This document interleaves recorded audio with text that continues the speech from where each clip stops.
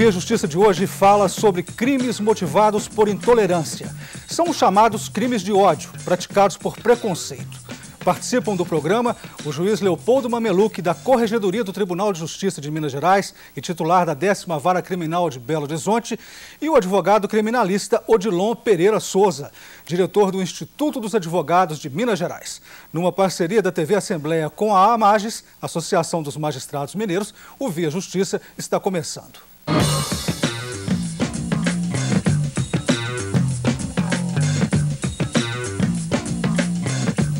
Exemplos de crimes de ódio: racismo, homofobia, ou seja, agressões motivadas por raça e orientação sexual. O agressor pode ser intolerante também com praticantes de determinada religião, pessoas de determinada origem nacional e suas convicções ideológicas. Doutor Leopoldo, como o Judiciário tem agido na repressão a estes crimes? Bom, não é função do Poder Judiciário trabalhar essa questão assim, do ponto de vista sociológico. O juiz ele tem a obrigação de cumprir a lei, né? Observando, logicamente, os parâmetros de política criminal e as normas jurídicas. Agora, a questão da repressão de determinadas condutas através da tipificação criminal é um assunto que hoje em dia está tomando um contorno assim, muito complicado e perigoso. Porque há uma tendência, no meu ponto de vista equivocada, de querer, através do direito penal, da penalização, resolver os problemas sociais, como se isso fosse uma panaceia. Então, se isso fosse verdade, nós não teríamos os crimes relacionados ao tráfico de ilícito de entorpecente, que a legislação é bastante severa. Você pode observar que as pessoas continuam a praticar esse tipo de crime e outros. Então, eu acho que o Poder Judiciário, logicamente, editada uma legislação que seja adequada, que seja oportuna e que tenha sido discutida com a sociedade, vai procurar aplicá-la dentro da maior parcimônia, com todo o cuidado que é esperado de um juiz. Os crimes praticados por intolerância podem assumir diversas formas: ataques físicos, ameaças de ataque, insultos e abusos verbais. As leis brasileiras, doutor Odilon, têm sido eficazes para combater estes crimes? Eu gostaria, inicialmente, de dizer o seguinte: não se resolvem problemas com leis. Punição não resolve nenhum problema.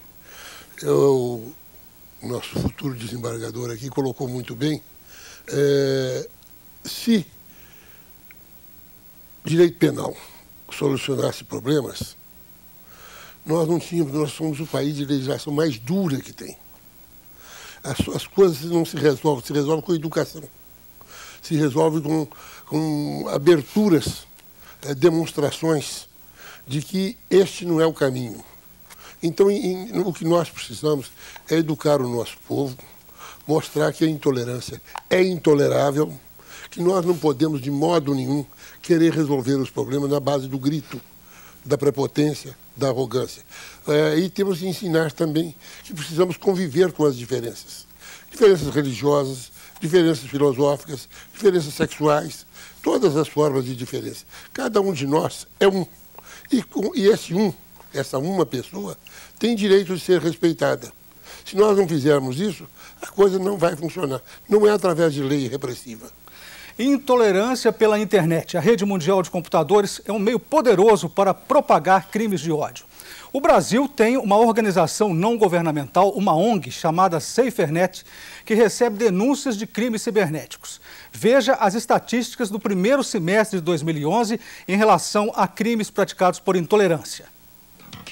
No primeiro semestre de 2011, foram recebidas mais de 3.500 denúncias de apologia e incitação a crimes contra a vida.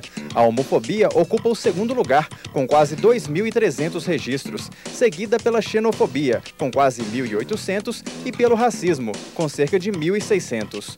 No mesmo período, foram feitas mais de 800 denúncias de neonazismo e quase 700 de intolerância religiosa, de um total de mais de 10.700 registros de crimes de ódio pela internet. A ONG SaferNet tem registro de casos, por exemplo, de uma mulher que falou mal de nordestinos em uma das redes sociais. Doutor Leopoldo, eu gostaria que o senhor comentasse essa estatística, mais de 10 mil casos, né? Só na internet de crimes por intolerância, e falasse também dessa discriminação contra os nordestinos. Bom, a questão é complexa. Eu acho que dependeria assim, de um estudo bastante aprofundado. Agora, nós estamos vivendo atualmente num momento em que essa intolerância ela tem realmente propagado. A gente vê pela televisão, vê aí nos noticiários esse avanço, né, dessa intolerância. Eu reputo muito isso ao que o doutor Odilon indicou, problema de educação e problema de conceituação também a respeito desse respeito à individualidade que deve existir numa sociedade que se propõe a ser justa, democrática, né, soberana. Pluralista. Oi? Pluralista. Então, nós não podemos conviver com essas medidas de exceção. O mundo presenciou em 1945 um grande fenômeno que foi o Holocausto dos judeus, com a solução final determinada por Hitler, e aquilo foi um marco.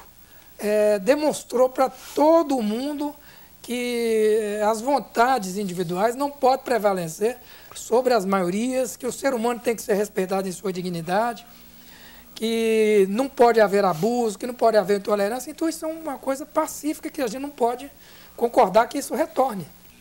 Vamos ver agora a opinião popular em Belo Horizonte. A pergunta foi a seguinte: como o senhor acha que os crimes praticados por intolerância devam ser combatidos no Brasil?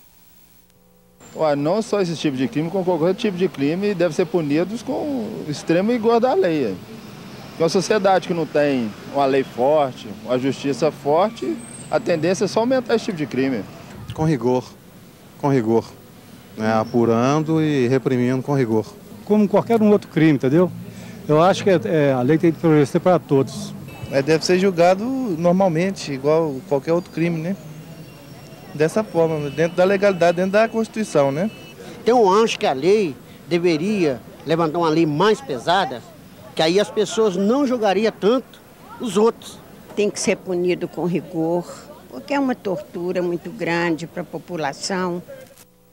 Doutor Odilon, o senhor veio no Povo Fala pedindo o rigor da lei. Gostaria que o senhor comentasse. É muito comum o não ciente, o desconhecedor dos aspectos sociológicos, antropológicos, e psiquiátricos e psicológicos fazer essas afirmativas. O nosso jovem juiz aqui acentuou muito bem que se lei dura resolver esse problema, nós não teríamos assalto à mão armada, nós não teríamos tráfico de droga.